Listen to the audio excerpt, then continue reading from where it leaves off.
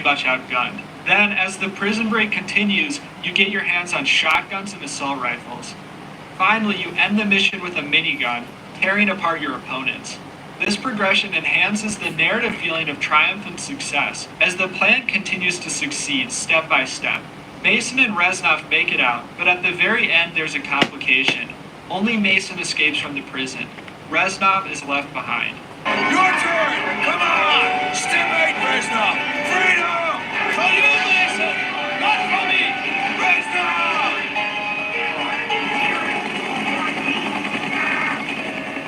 But this is not the last we'll see of our Russian friend.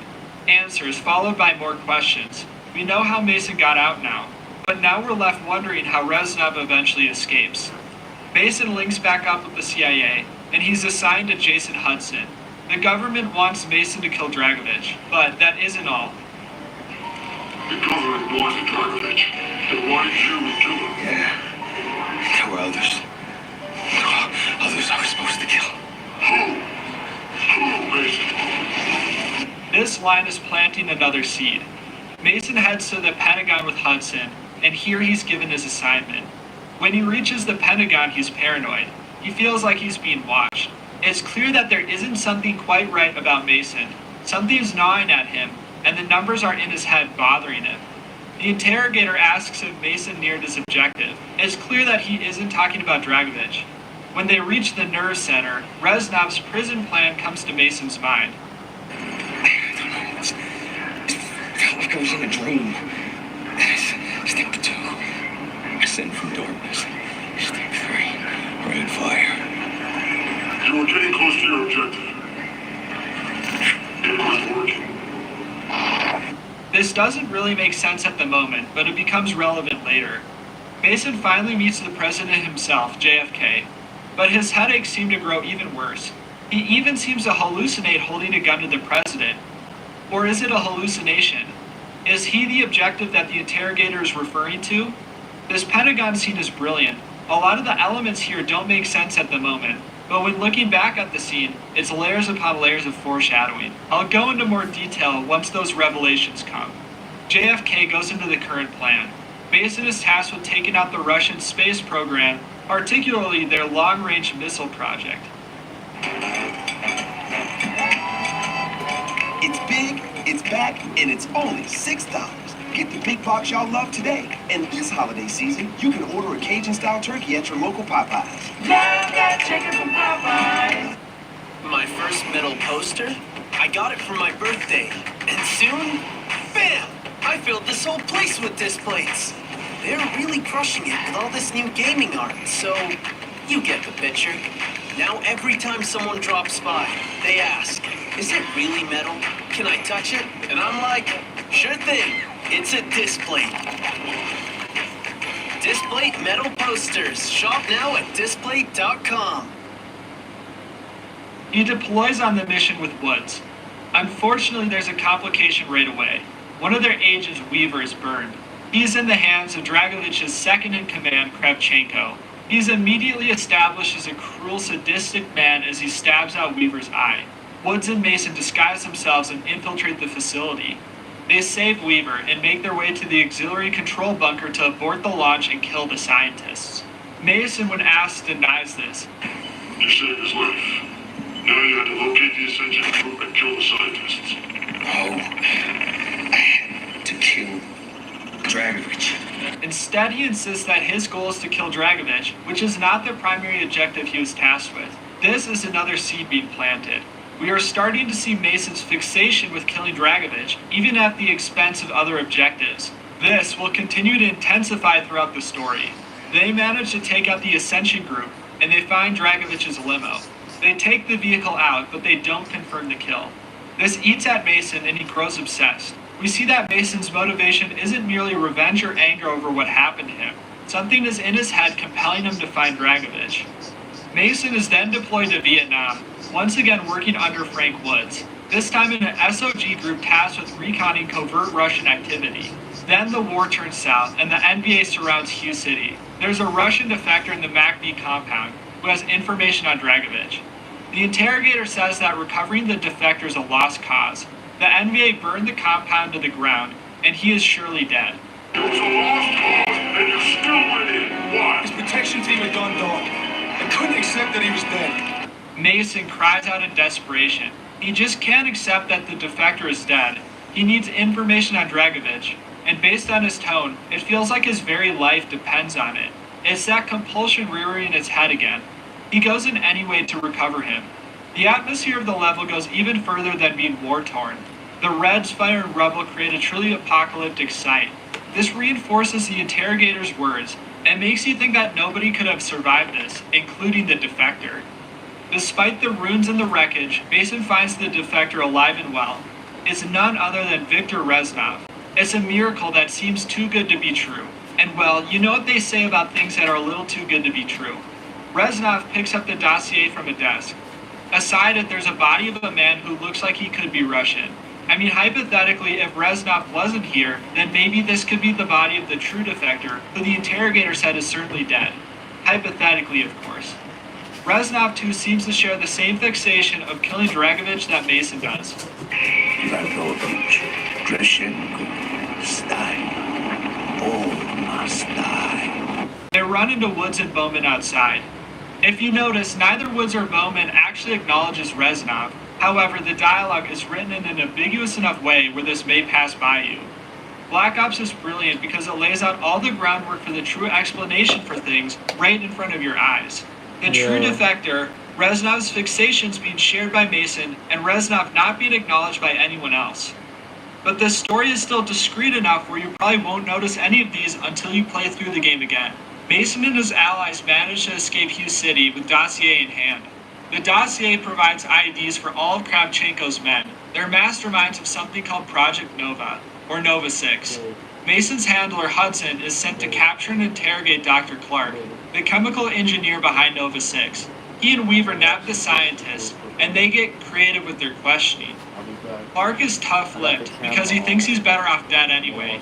He predicts that Dragovich is on his way too. The engineer is right. Dragovich's thugs arrive at the scene. Gunfire ruptures Nova 6 canisters, buying Hudson and the others an opportunity to escape.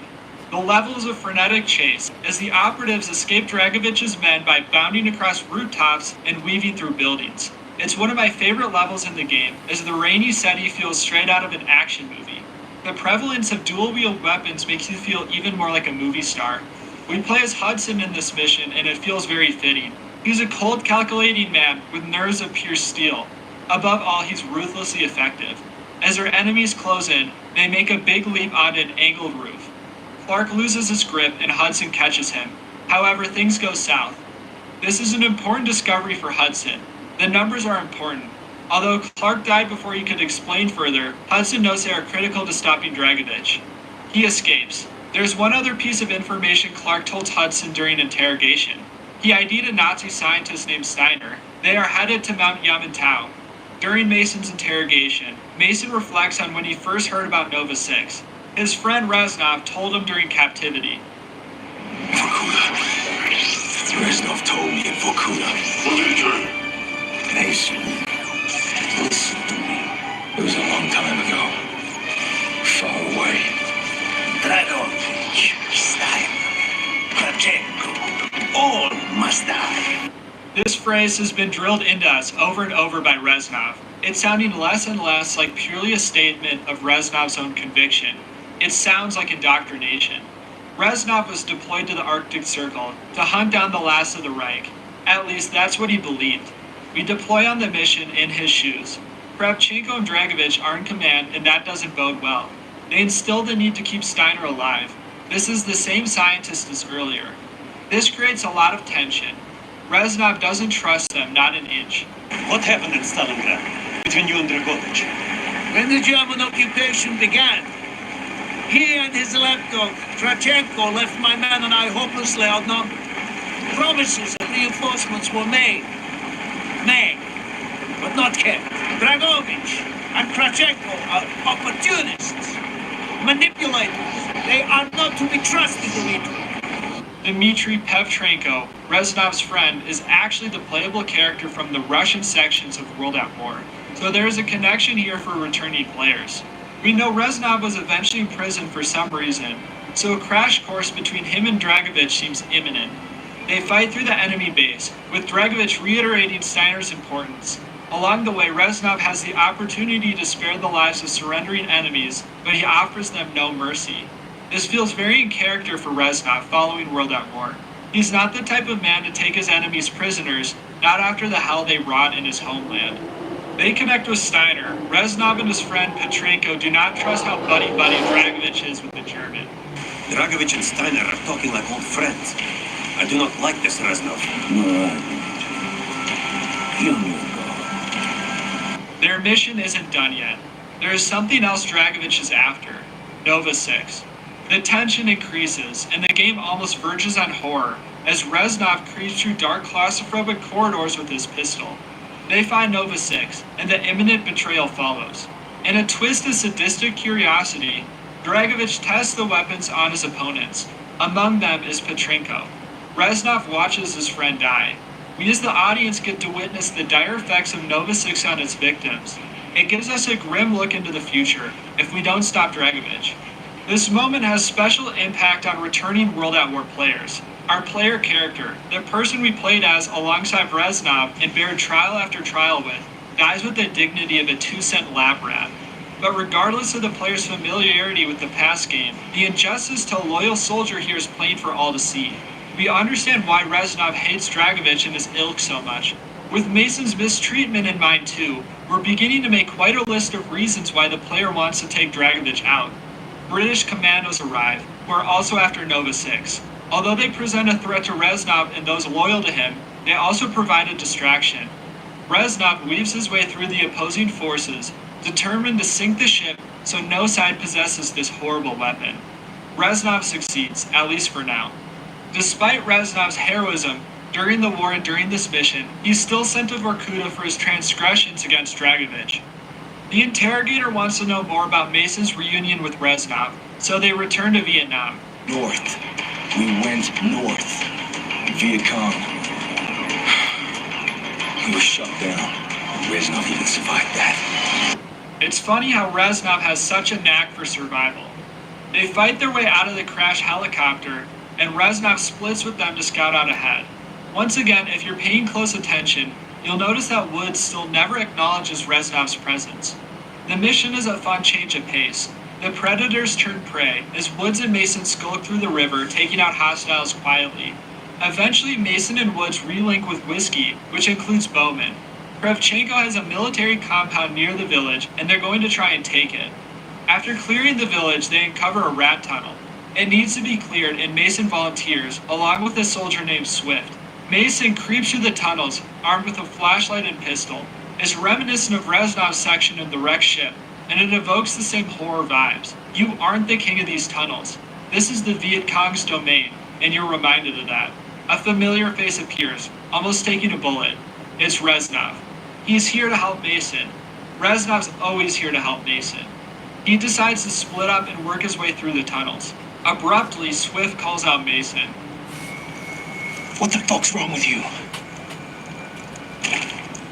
For a new player, this comment strikes you as strange. What on earth is Swift talking about? Mason didn't do anything wrong.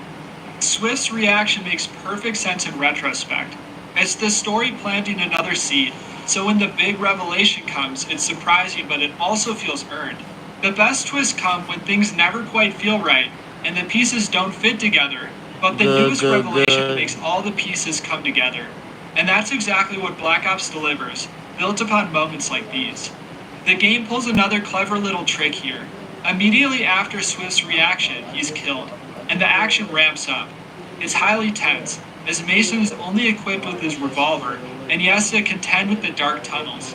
The player shifts their attention to the burst of action, and because of that, they don't get the opportunity to dwell on Swift's reaction too much. They notice it as an oddity, but they don't get to think about it. Reznov rejoins Mason, and they find out Kravchenko has been performing Nova 6 tests on the local population. As if we needed another reason to find these guys despicable. Kravchenko rigged the tunnels to blow, so Mason makes a desperate escape from the tunnels. This section is claustrophobia-inducing to say the least. They make it out though and are picked up by Woods. The interrogator confirms what Mason learned from the mission, that Kravchenko was operating in Laos and killing people with his experiments. He then warns Mason that Reznov is not to be trusted. Listen to me carefully, Mason. Reznov cannot be trusted. No matter what he tells you, no matter what he says. But he gave us the dossier on Clark. He led us to Nova 6. Reznov's not who you think he is. No, he's my friend. He helped me escape. This plants more seeds. It also prompts more questions. Reznov so far has been one of the most trustworthy guys we know. He's helped us more times than we can count, and he hates our enemies even more than we do. Why can't we trust him? What I also love about this section is the preciseness and subtlety of the dialogue. The interrogator speaks about Reznov in the active present voice. This plus the urgency in the interrogator's voice is a bit odd considering Mason's predicament. He's strapped into the chair of some holding cell at the interrogator's mercy. Presumably, the interrogator could make sure that Mason never speaks to Reznov, or anybody else for that matter, ever again. Yet, the interrogator is speaking like Reznov right now may say something to Mason, even though he's alone. It's another oddity, another subtle seed being planted. The interrogator continues Mason's story. I had to kill him. You understand? I have to kill them all. Once more, Mason's desire seems more like compulsion at this point than conviction. Mason complains about the numbers. Here we get another big revelation that leads to more questions. It's a broadcast, Mason. The numbers are a broadcast. You've been brainwashed. Mason has been brainwashed. The numbers are a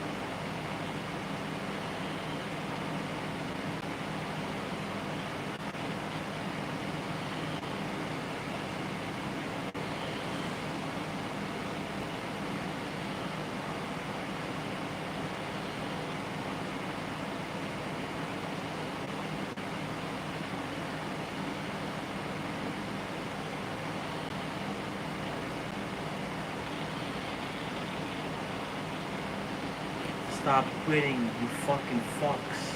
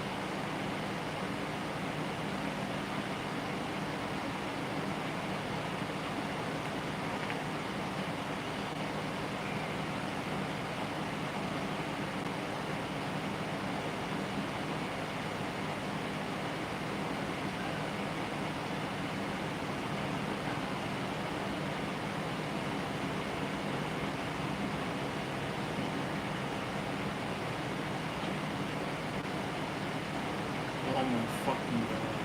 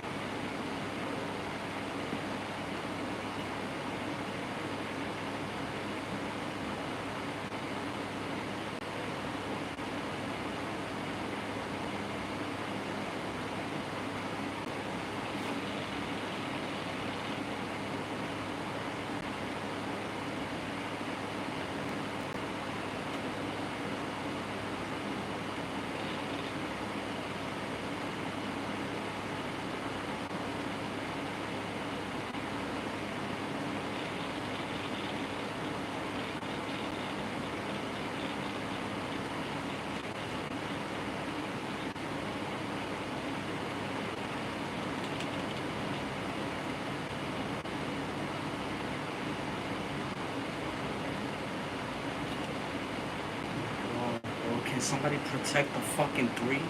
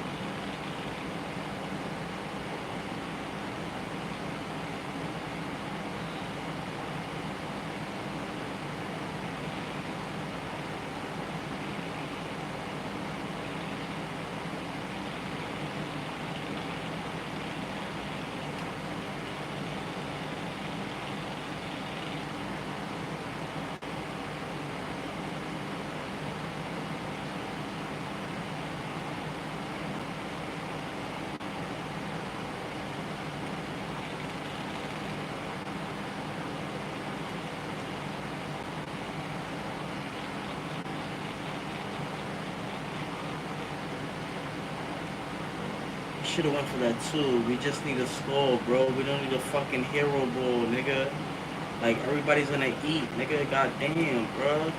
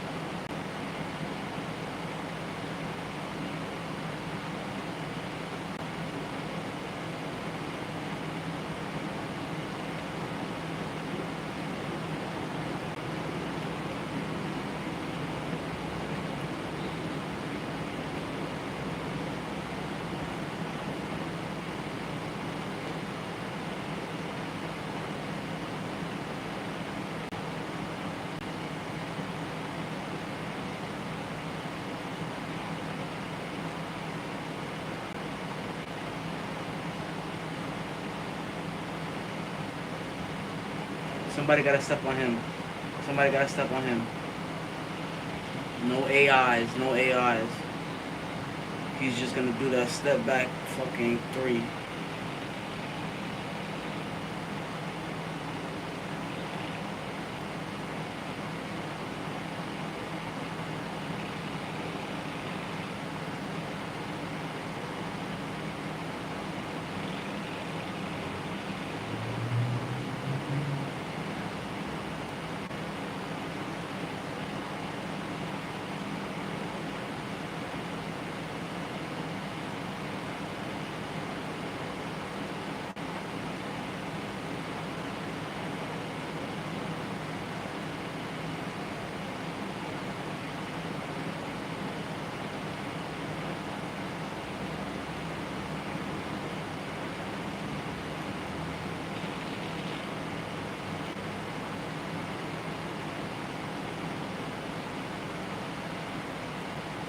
Gotta run on that. What the hell is going on? Niggas just watch to me.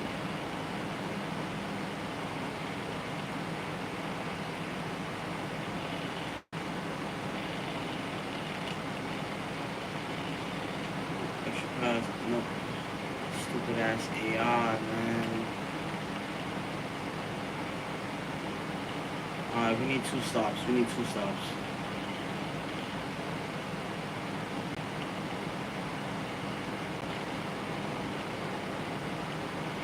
No 3s, we need 2s, we need 2s, we need 2s, we need 2s, we need fucking 2s.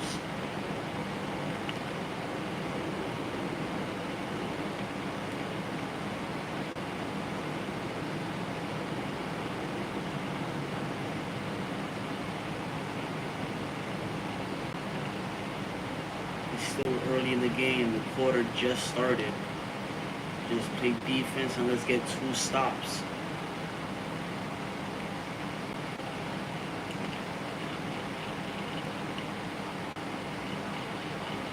Slow and steady, slow and steady.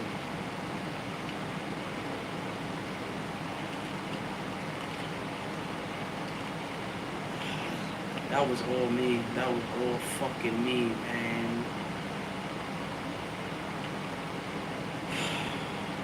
Still good. 2 stops. 2 stops. Let's get a stop right now. Let's get a stop right now.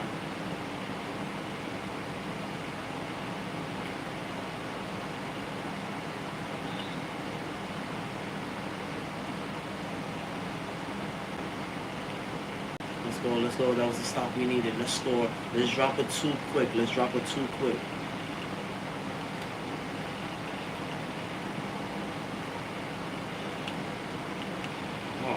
Oh man, you can't be doing that, bro. Take your shot, nigga. I'm right beside you. I'll get your rebound. But you can't be bailing out like that.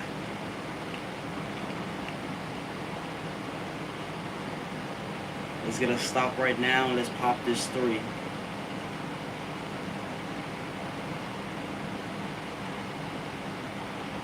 That's us, that's us, that's us. Ball it more, ball it more. Good shit. Keep it pushing, keep it pushing. No quick passes. We still got time on the clock. Oh. Stupid ass AI, man. No AIs, no AIs. Fuck. That was the fuck up we need right there. That was the fuck up we need. I passed it to the wrong nigga. My complete apologies. Brody. Oh man. Lucky, lucky, lucky, lucky, lucky. And we should have got the and 1 respectfully. No fouls, no fouls. We don't need the bonus. We don't need the bonus. Let's just play defense and let's tie it up. Respectfully, we needed that 3. I'd rather us get that 3 right now. Now let's get 2 stops.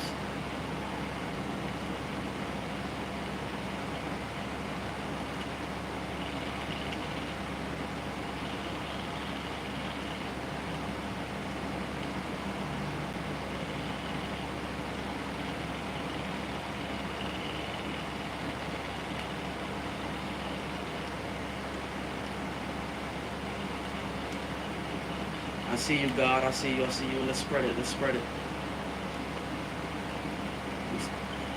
I don't know if we still had time on the clock, but let's try and slow it down. 1 more possession. Fuck, fuck, fuck. I knew it. Alright. Let's pop this 3. Let's pop this 3 now. Wait for your pick.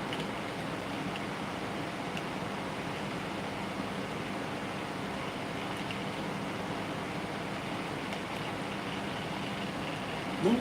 Oh. That first shot was yours, bro.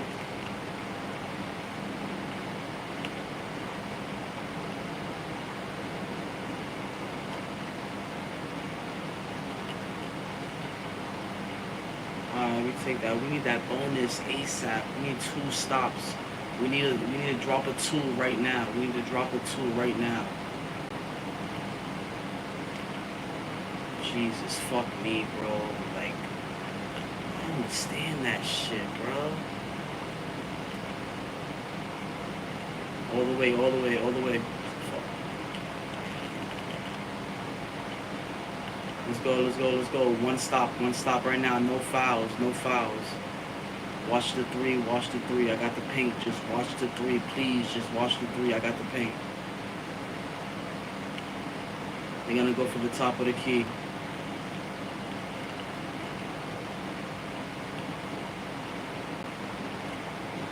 We take that, we take that. Fucking AI, bro.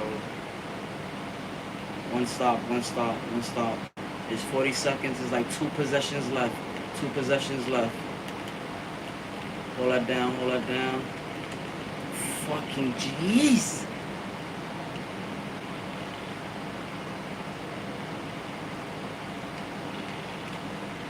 We gotta hurry it up, we gotta do it quick, we gotta do it quick, we gotta do it quick.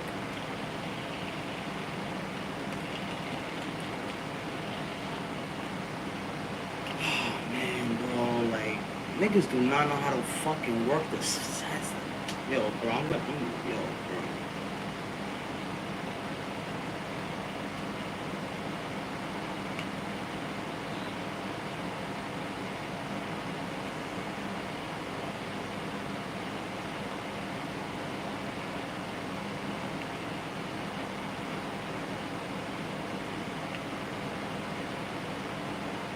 Jesus, fuck me. My nigga, just shoot the fucking ball, you fucking prick.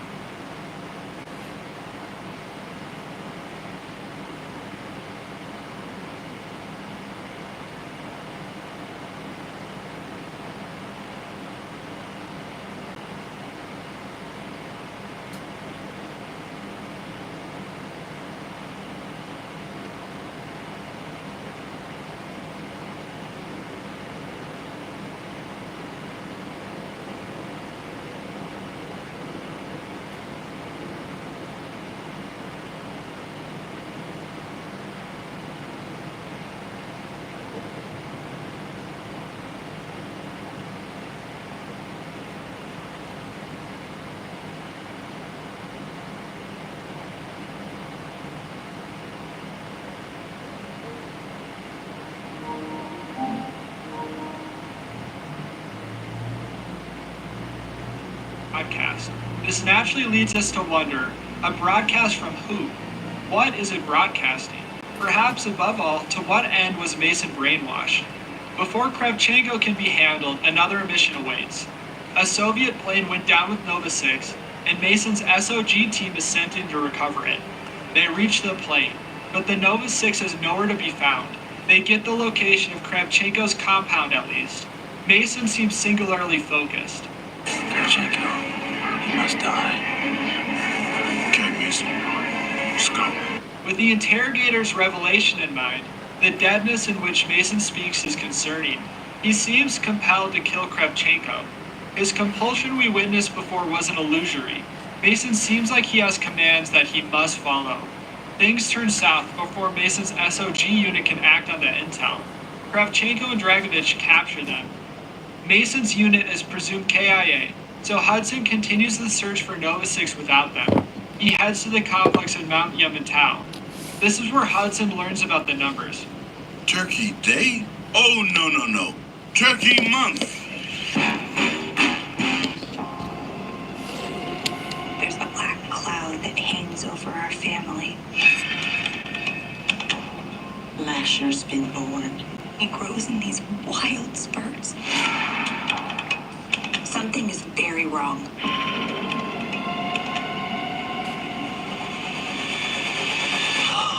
Oh my God. Lasher's out there hunting Mayfair women. What have you done? I'm gonna take care of it. Of him. So much you don't know. It's not a sin to kill the devil. Julia knows exactly what's happening. My father's dead. Father? You have a bad one on your hands. You shall see me. This is a trap. We may be in over our heads. You know all this stands between order and chaos.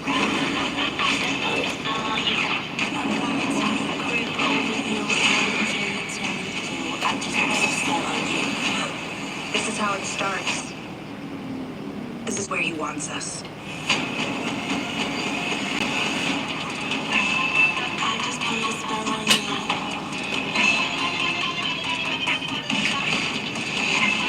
I just put a spell on you.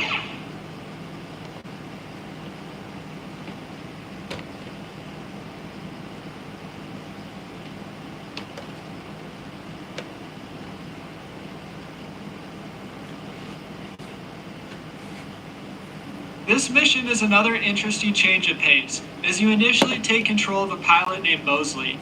He's in a recon aircraft, and he guides the squad on the ground via commands. It plays somewhat like a very simple strategy game. Perspective periodically switches to the soldiers on the ground as they clear out buildings. It's a unique segment that also doesn't overstay its welcome. Hudson and his guys accomplish their objective of cutting out the complex's comms. Now they can move on to the base itself. I love this mission. The setting and atmosphere are great. As you rappel down the side of the mountain, it feels like something straight out of a James Bond movie. They take down the Comstat and make their way down with an avalanche close behind. They breach the Nova 6 facility. However, they soon discover that Steiner was expecting them. Targets marked across the states.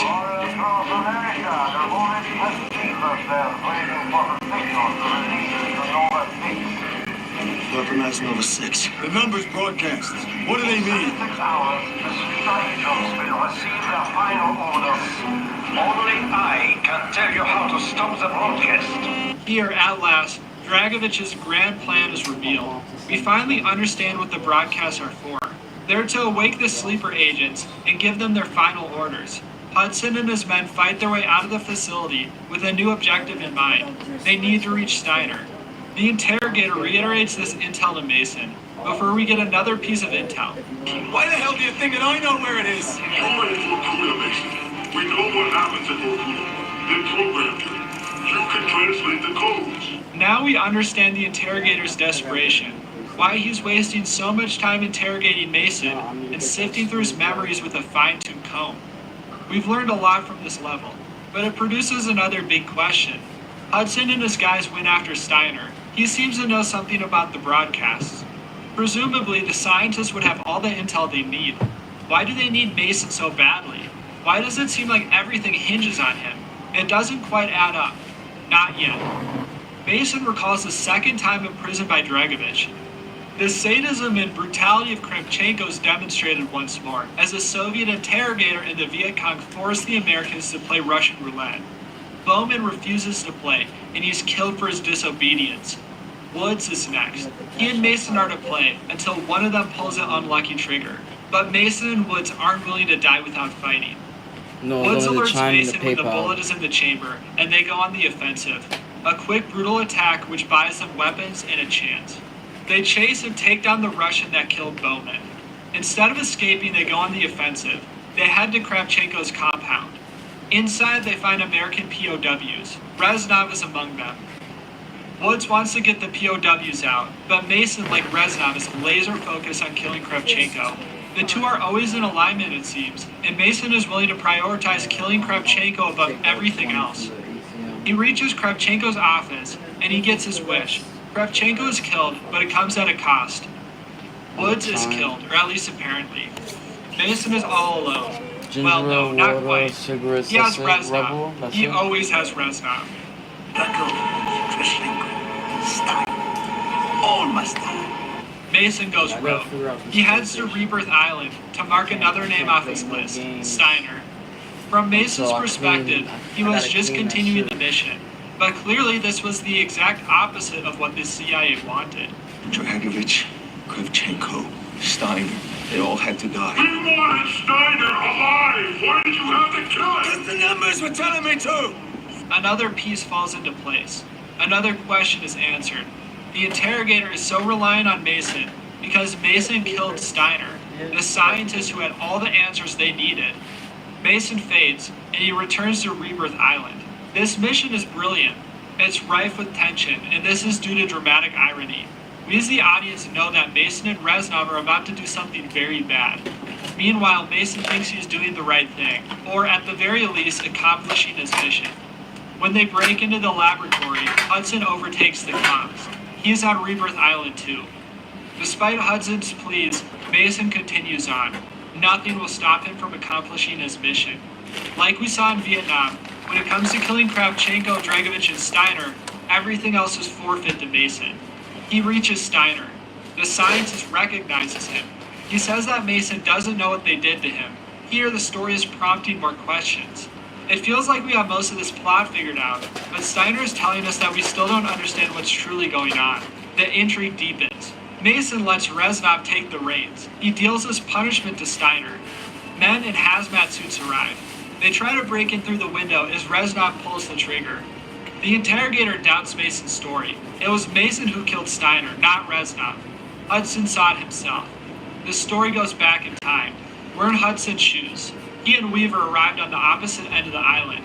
Once again, there's a ton of tension here because we know how this section is going to end, with a confrontation in Steiner's dead body. Dragovich's thugs deploy Nova 6. Fortunately, Hudson has a hazmat suit, but some of his soldiers aren't so lucky. The gameplay segment here is great. We fight through the hazy toxic gas, and there's a claustrophobic feeling induced by the hazmat suit. Past that, the suit has an effect on gameplay. Instead of a regenerating health system, your mask progressively cracks as you take damage. If you take too much, well, you can say goodbye to breathing. It's really creative, and it makes this combat segment feel fresh. It makes me wish the series played more around with base mechanics like health, while still keeping you in the boots of a soldier on the ground. I feel like most of the gameplay variation in the series is provided by vehicle segments. Eventually, Hudson and Weaver reach the lab. Now we are those guys in hazmat suits, trying to break in while Steiner dies. This time, however, we see a very different sight. There is no Reznov. It's Mason alone confronting Steiner. It's Victor Reznov, and I will have my revenge! Mason, no! Mason calls himself Victor Reznov and pulls the trigger. Hudson breaks through, but it's too late. Steiner, their best lead, is dead. Reznov was never there. It's the biggest twist in the game and the biggest revelation. We return to the interrogation room. Before we have much of a chance to breathe, another revelation follows. Our interrogator reveals his identity, but you likely pieced it together yourself by now. It's none other than Hudson, accompanied by Weaver. Hudson drills the revelation into Mason's head. Reznov's dead, Mason. Did you hear me? He's dead! He's right. We're out of time. He lets Mason out to establish trust, but Mason isn't willing to accept what Hudson tells him. He strikes his handler and wanders off. In a rush, memories return to Mason. His responses to our orders have been sporadic, unpredictable. He shows a remarkable resilience. If he could not follow the orders in adequate numbers, then he is of no use to me. He can run. Take him back to his cell.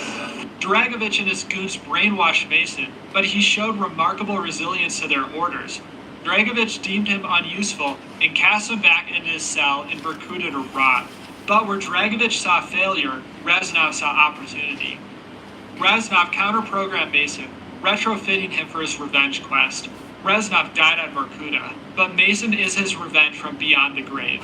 This twist is just brilliant. It serves as a genuine eureka moment, as all the oddities throughout the game, all the things that weren't quite explainable, now make perfect sense, both the big things and the little. For instance, this explains why Reznov wanted Mason to escape so badly, prioritizing Mason over his own life. Reznov wants his revenge, but he has no resources left. His government betrayed him, and the Americans certainly won't help him. Mason, on the other hand, is still a U.S. operative, with all the contacts that the job entails. Out of the two men, Mason stands a much better chance of killing his targets. So Reznov lets himself be taken and killed during the escape to let Mason go.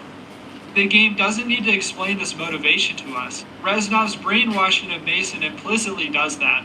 Likewise, everything that happened during the Pentagon scene comes into clarity. When Hudson said that Mason was nearing his objective, he's referring to Dragovich's attempt to brainwash Mason into killing Kennedy. We see the brainwashing attempt to take root as Mason has images flash through his head of killing Kennedy. But he doesn't do it. Dragovich's programming was unreliable, and Reznov overrode it for his own mission, which is far more effective on Mason.